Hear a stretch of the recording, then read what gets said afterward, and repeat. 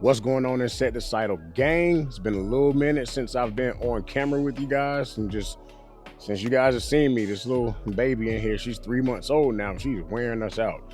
So I finally found some time to break away for a couple minutes to bring you guys some content. And the hot ticket on my docket right now is the Sarracenia Purpurea and that entire family. As the title suggests, man, we're here to actually not talk so fondly about them. One thing about them is they grow very compact and low to the ground. In a world where most of us are chasing these big 2 and 3 footers that you see behind me, these guys kind of they stay low to the ground. They don't compete in that race, but to a lot of us, that's a good thing because they're different, and they function a lot differently than the tall Sarracenia. They get rained in, and water collects inside of the pictures, and they catch bugs a different type of way. They actually drown the bugs versus them just falling in and dying over the course of a couple days with the other plants. But I will say, once you accumulate a decent amount of plants, you do run into a problem with these guys. Some grass in this thing. But you do run into a problem with these guys, and that's what we're here to talk about today. The first problem is they stay low to the ground. While that doesn't seem like as much of a problem, when you start building a collection that, like I have over here and behind me, what happens is those big 2 and 3 footers that we love, they shade these guys out, and it's unfair. I get it. They don't get, their full potential as far as growth, their full potential as far as really coloring up. You got to do a lot of moving pots around to make sure they get a lot of sun exposure, which can get kind of annoying. Another issue with the Purpurea is they get huge. This is one thing that not a lot of people talk about.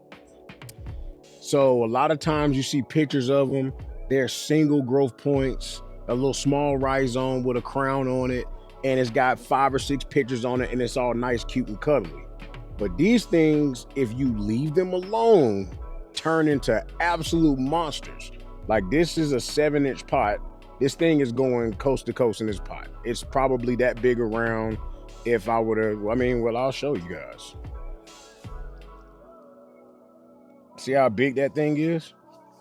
It's gonna keep going. I have one up front, which I showed you guys, the Florida Man Giant. That thing is 14 inches across. So what ends up happening too, it becomes hard to keep them in plant trays with your other plants because they grow this way while the others go that way more than they do the lateral growth. So, while, yes, they're pretty, they make great color, man, they can just be a pain in the rear when it comes to keeping them in your collection and then growing your collection. But today, we're not always just going to talk about the problem. We're going to come up with a solution. The first solution, the solution that I came up with is planting these guys directly into mixing trays. Follow me and I'll show you what that whole process looked like for me. The goal for this is for me to be able to pot these things up, give them space to grow, and keep them from being shaded by their neighbors. Follow me. All right, well, my solution to the space problem and also keeping them away from the taller plants that would shade them out is grabbing a couple of these cement mixing trays and planting them directly into this. So just to give you an idea how big these are, it's a little bit just shy of 25 and a half inches wide. Well, right at 25 and a half. And then, long, and then 17 and a half-ish wide. And then top to bottom, you're looking at right around like 6 inches. So, I like stuff to be a little deeper than that, but beggars can't be choosers.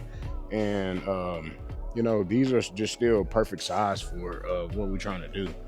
So the plan is to just put a single drain hole so that they're not swimming in water. So of course, you know, we're just gonna take the drill, and I'm gonna just do it about halfway up. Halfway up, right dab in the middle. Somewhere right around there is fine. Done. That's it. That's all the drama.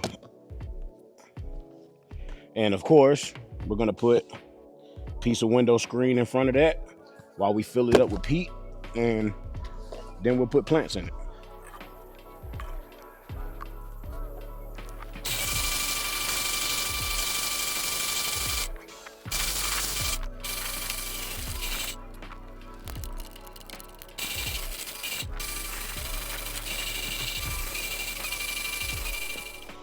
So we don't want to forget our window screen. We're gonna put that behind the drain hole. So all I'm gonna do here, my drain hole's right on the front. I'm just gonna dig and pull the peat away from it. And then you literally just slide it down in there. Then pack the peat around it. Done. It'll never move. You don't have to silicone it or glue it in place or none of that stuff.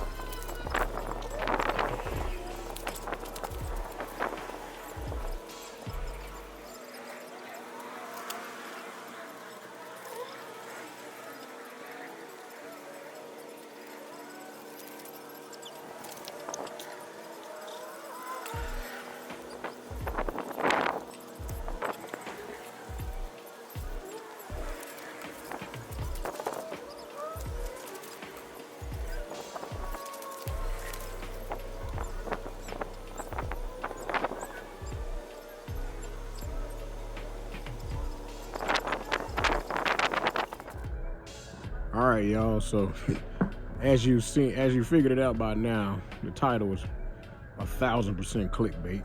We don't have a problem with perps at all. Here's the finished product. These are all my venosas. Got a couple in there. I just kind of slip potted most of them down into this thing right here where they'll grow out until they get big. But man, look at this Montana. Might as well show a few of them off. This thing looks beautiful with its fall color. Nice and burgundy with some yellow in the lids. That's another one. I love it. I love how frilly the lid is. Got that one from Fred. Love how dark this one is. I've got one more to build. I've already built two. Got one more to go with the southern pictures, which is your roseas. I'll show y'all the northern ones in just a second. Sit tight. So here, these are all the northern perps. Got an antho-free, tiny one right there. You can daggone barely see it. And then I got some monsters in here too. These are all the northern perps. Look at that thing right there, my God.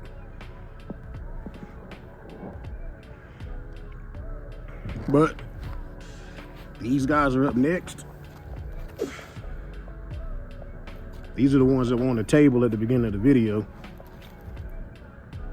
I got those and a few others to go in the next one, which is right there. Oh yeah, I'll see y'all later. That's one of my flowers. Wrong topic for this video. I'll see y'all later.